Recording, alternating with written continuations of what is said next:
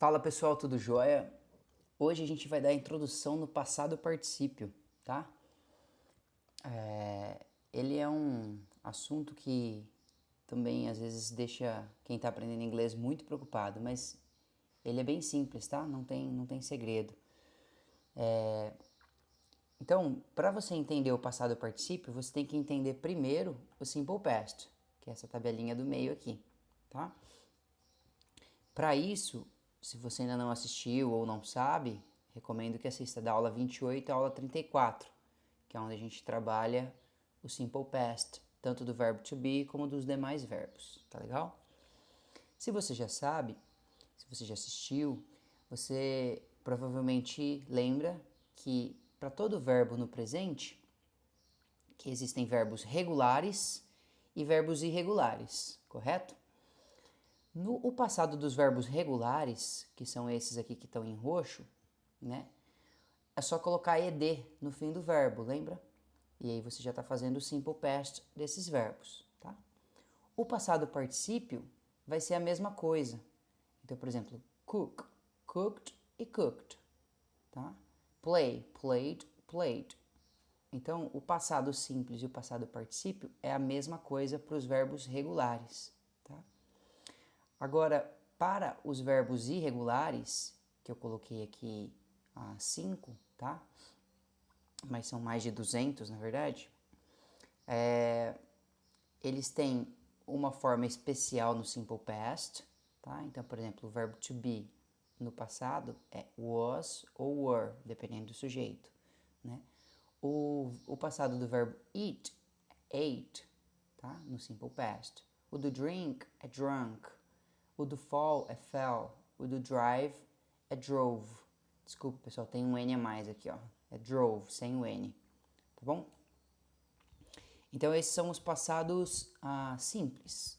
Agora, para muitos tópicos, pessoal, que a gente vai estudar a partir de agora, mais especificamente, a voz passiva no inglês, o present perfect no inglês, o past perfect, o future perfect e os modais no passado, além de algumas outras situações, né?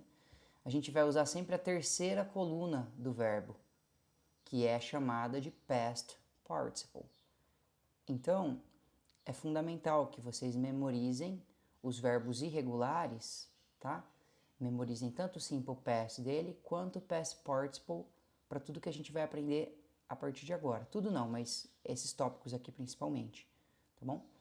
Então, o que a gente viu até hoje, você só precisa do presente e do passado simples, tá? O que a gente vai ver a partir de hoje, você vai precisar de tudo isso, tá legal?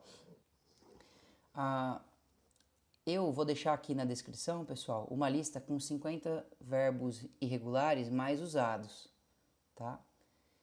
Então vocês podem ver aqui só um exemplozinho, né? O verbo to be no past participle é been, o do eat é eaten, o do drink é drunk, o do fall é fallen, o do drive é driven, tá? Então eles mudam um pouco.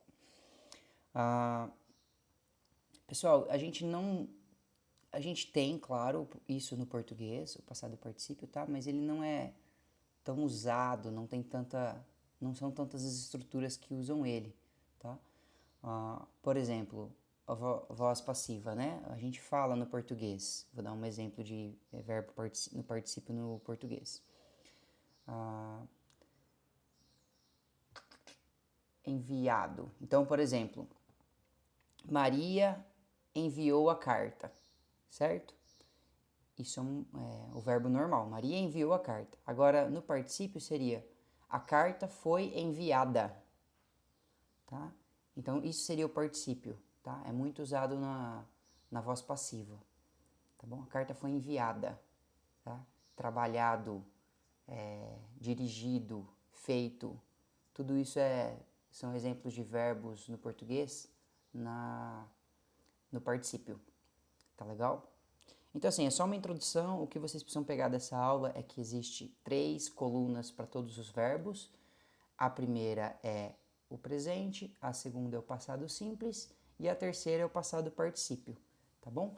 Para os verbos regulares, vocês não precisam se preocupar em gravar o particípio, porque ele é o mesmo do simple past, mas para os verbos regulares, que são aproximadamente 200 que a gente usa com mais frequência, tá? Todos eles têm uma forma específica no passado particípio, então vocês têm que decorar, tá legal?